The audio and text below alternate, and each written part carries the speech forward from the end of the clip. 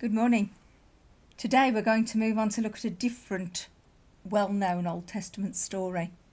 It's a story that I've told to lots of school children over the years, suggesting it's about right triumphing over evil and about how we should stand up for ourselves and each other.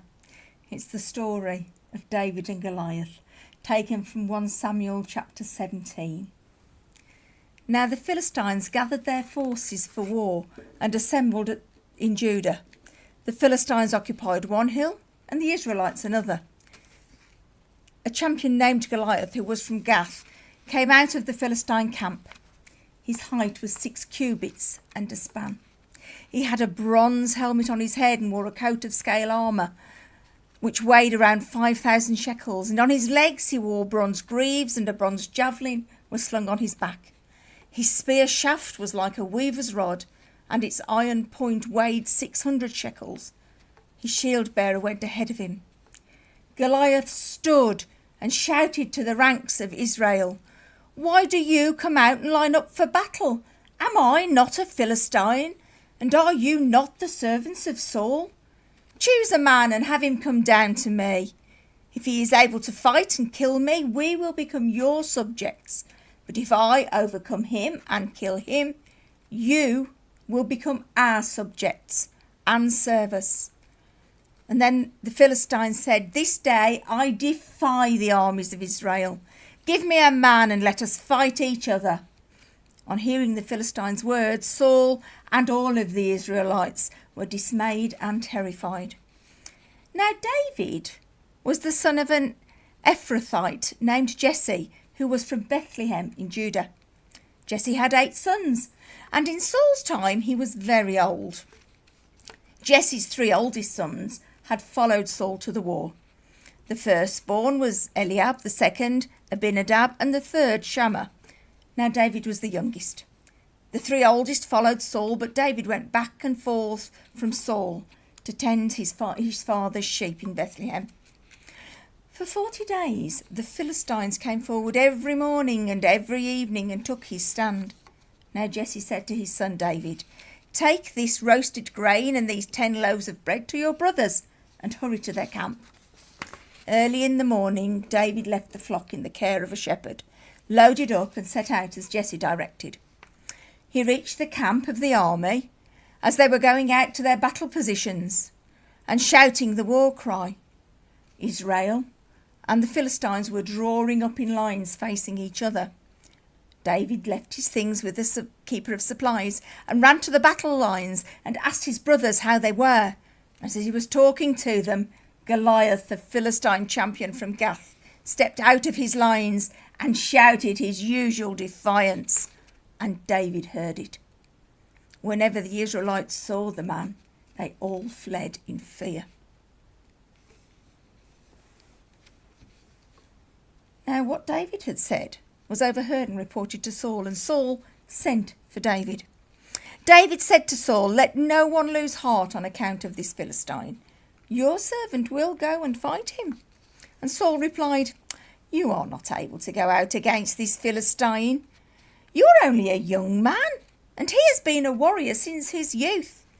But David said to Saul, "Your servant has been keeping his father's sheep. And when a lion or a bear came and carried off a sheep from the flock, I went after it and I struck the sheep from its mouth." Saul said to David, "Then go, and the Lord be with you." And Saul dressed David in his own armour. He put a coat of armour on and a bronze helmet and a tunic, and David fastened his sword over the tunic and tried to walk around. But because he was not used to them, he couldn't. "I cannot go in these," he said to Saul. "I'm not used to them." So he took them off. And then he took his staff in his hand and he chose 5 smooth stones from the stream, and he put them in a pouch on his shepherd's belt. And with his sling in his hand, he approached the Philistine. Meanwhile, the Philistine and his shield bearer in front of him kept coming closer to David. He looked at David and he saw that he was little more than a boy, glowing with health and handsome, and he despised him. As the Philistine moved closer to attack him. David ran quickly towards the battle line to meet him, and reaching into his bag, he took out a stone and he slung it and struck the Philistine on the forehead. The stone sank deep into his forehead and he fell face down on the ground. So David triumphed over that Philistine with a sling and a stone. Without a sword in his hand, he struck the Philistine down and killed him. This is the word of the Lord. Now, I missed quite a lot of verses out because it was a very long reading, but the essential parts of the story were there. So what do we know about David? Well, he was born in Bethlehem, very much really a part of the story of Jesus, who we know was of the line of David. Indeed, we sing every Christmas, don't we? Once in royal David's city. And we're talking about Bethlehem. God had chosen David to become king of Israel in his adulthood.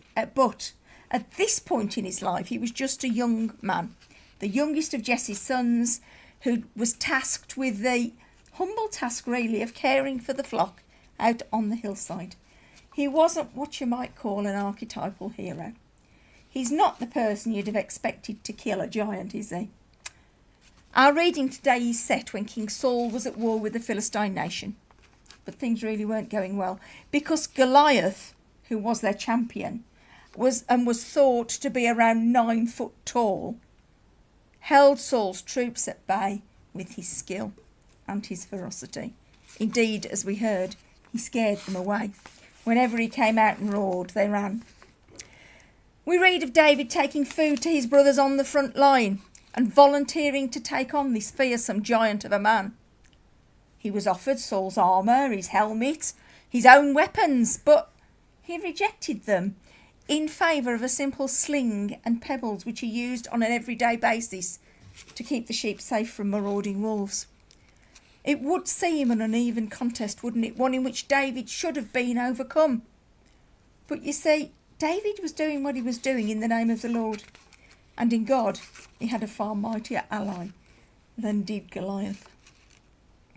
Despite David's courage as an adult, he didn't always make good decisions. If we read on through Samuel, we find out that in fact as an adult, David took another man's wife and made her pregnant, and then arranged to have that man killed. You wouldn't have thought he was someone that God would have chosen, would you? And we know, if we read the book of Psalms, because David wrote quite a lot of them, that he was a man who knew struggles. He knew joys, but he knew struggles. He knew bitterness and fear and repentance. He wept. The key point is that through it all, through his good times and his bad times, David recognised that God loved him, that God loved him enough to forgive him. And he cried out to God throughout all of the things happening in his life. He always knew that he needed God. He needed God's love, God's strength, and God's forgiveness. Knowing what we do about David and his place in God's plan, we come to see that, you see, God doesn't care about status. He doesn't care about background. What he cares about, what he sees, is the love and the faith and the desire of our hearts. Just as God had a special role for David in his kingdom, there will be a special role for each one of us in that kingdom. No matter how small or insignificant we might feel, no matter how ill-prepared or ill-equipped we might think we are, if we have the faith of David to rise to the challenge, then God will enable us to rise to whatever challenge stands before us. Sometimes it's hard, isn't it, to think that God might want us to step up, might want us to serve him in some way. Maybe we think there are others that are far more qualified or confident to do things. Maybe we think that what we've got to offer simply isn't good enough. But the story of David and Goliath, and indeed the story of Jonah yesterday, proves that there's a space in God's kingdom for all of us, that there's a role for us all to fill somewhere at some point in the story. David is the polar opposite of Jonah, who we heard about yesterday. David dived straight in despite the obvious dangers to himself, and in doing so He declared his faith in the God of his fathers, and he relied entirely on God. God chooses unlikely people. He seldom chooses people who are perfect for the job, but he makes the people he chooses fit for purpose. It's all about willingness and faith. I think if we spoke to many people in upfront ministries, they would honestly say that they often feel inadequate. They often feel unworthy, but they rely on God. God can and will help us fight the biggest battles in our lives. Prayer is the weapon that we all have. And from the story of David and Goliath, we know that God is capable of helping us defeat the giants in our own lives. They may be giants of doubt, ill health, financial worries, depression. But we know God promises never to stop loving us. I do hope this excursion into the old familiar Bible studies will encourage us all to trust God and to know that he'll never let us down. So I'll finish again today by